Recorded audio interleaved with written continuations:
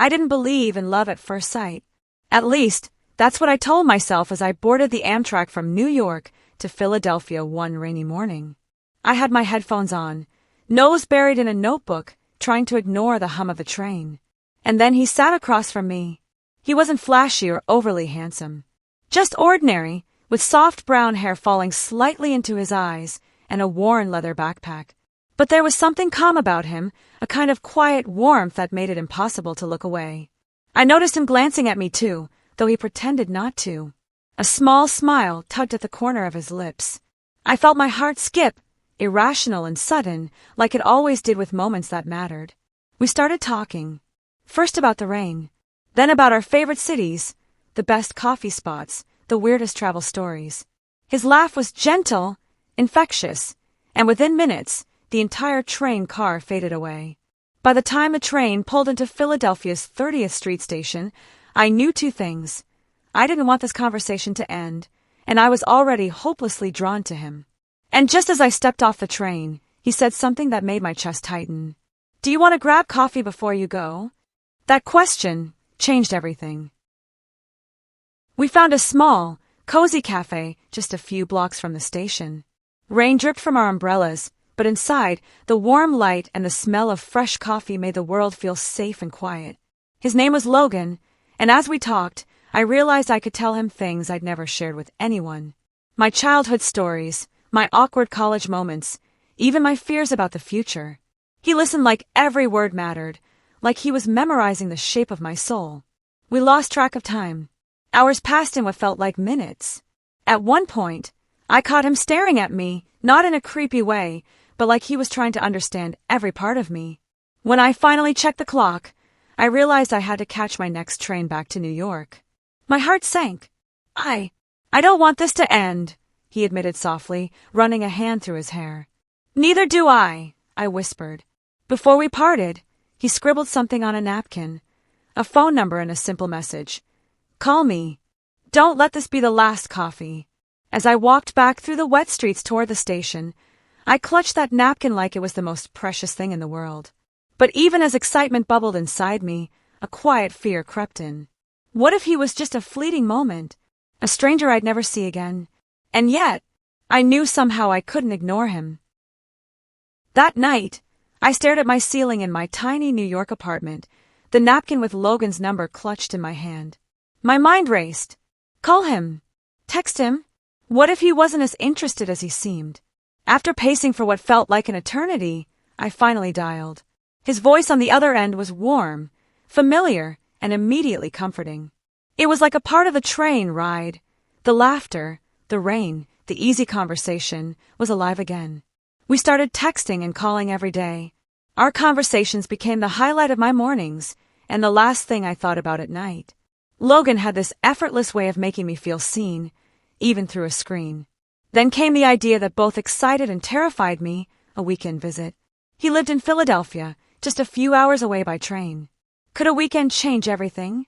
I booked my ticket, nerves twisting in my stomach like a roller coaster. When I arrived, he was waiting at the station with that same soft smile, rain lightly falling around him. We spent the day wandering the city, sharing tiny adventures, walking through art galleries, stealing pastries from a street vendor, laughing until our sides ached. By the end of the day, I realized something terrifying and thrilling all at once. I was falling for him. And the thought that this could end as quickly as it began made my chest tighten in a way I hadn't felt before. After that weekend, we couldn't stop talking. Every message, every call, every video chat felt like a thread weaving us closer together. I started thinking about him constantly, what he was doing, what he was thinking, even what coffee he might be drinking. Then came the real challenge, long distance. I was still in New York finishing my graduate program, and Logan had work in Philadelphia. We promised each other we'd make it work, but the first few weeks tested me in ways I hadn't expected. Late nights became routine, him on speakerphone as I worked on papers, us laughing over silly things in between assignments. Yet, there were moments when the silence was unbearable, when I'd stare at my phone wishing it would buzz with his message. One rainy Thursday night, I caught myself staring at the rain-soaked streets below my apartment, thinking about how much I missed him. That's when my phone lit up. I know this is sudden, but I want to see you next weekend. Just me and you. No distractions. I smiled through tears, a warmth spreading in my chest I hadn't realized I'd been missing so desperately. If you've ever experienced love that stretches across cities, you know it takes patience, hope, and sometimes a little bit of crazy faith. And for me, I was ready to take that leap. Because deep down, I knew Logan was worth it. The weekend came faster than I expected. I packed my bag, my heart racing with anticipation, and boarded the train to Philadelphia once again.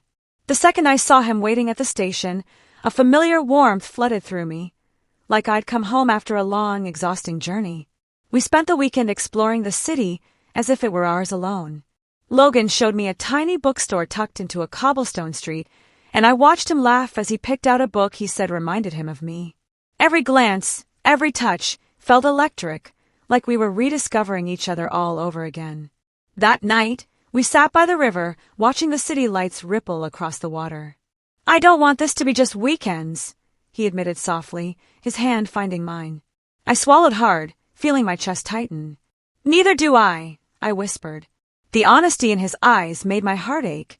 For the first time, I allowed myself to imagine a future together, long distance no longer a burden, but a bridge connecting us. As we hugged goodbye at the station Sunday evening, I knew something had shifted. Love wasn't just about fleeting moments anymore. It was about choosing him again and again, despite the miles. And yet, a small voice in the back of my mind whispered a warning.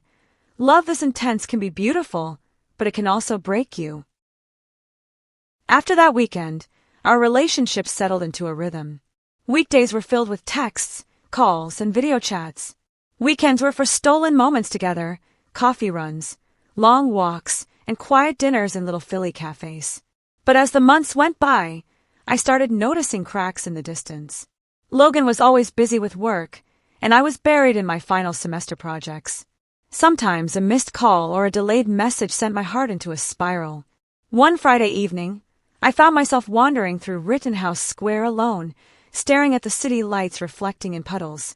I felt a twinge of doubt. Was this long-distance love really sustainable, or were we holding on to a dream? Then my phone buzzed. A simple text. I know it's hard, but I promise I'm here. Always. I smiled, tears welling up. Even though the miles tested us, Logan's words reminded me why I had fallen in love with him. That night, as we spoke over video chat, he reached across the camera as if to hold me, and I realized that love could stretch across cities, but it couldn't exist only in messages. Something had to give soon. Either I would find a way to be closer, or this love might fade before it truly began. And for the first time, I wondered if our hearts could survive the distance. By the start of summer, the long-distance strain was undeniable. Logan had been offered a promotion that would keep him in Philadelphia even longer, and I was preparing to move for my first real job in New York.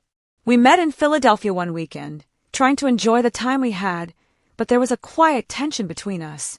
I wanted to ask if he would consider moving closer, but fear held me back.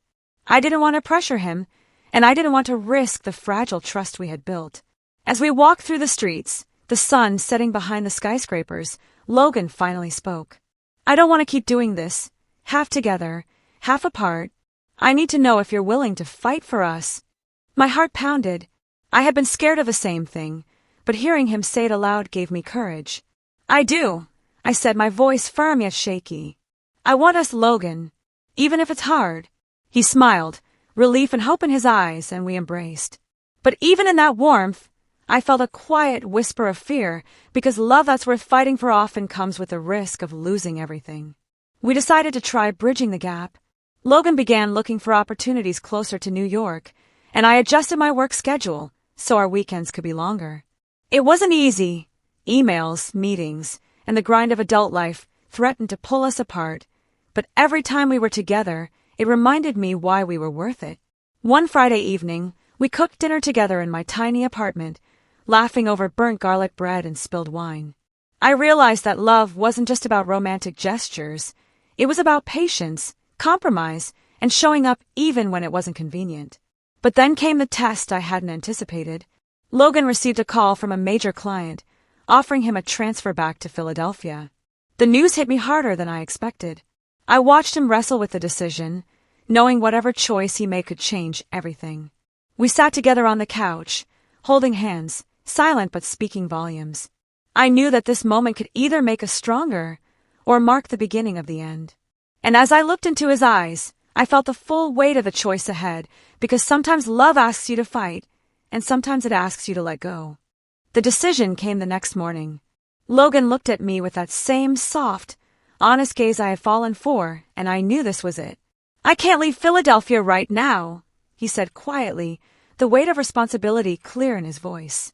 "I want us to work, but I also need to be true to my path." My chest tightened, but I forced a calm smile. "I understand," I whispered, "and I don't want you to give up your dreams for me." We hugged, long and bittersweet, both of us holding on to what we had built, even as we faced the distance again. For a moment, it felt like the world had stopped, just the two of us suspended between love and reality. Months passed.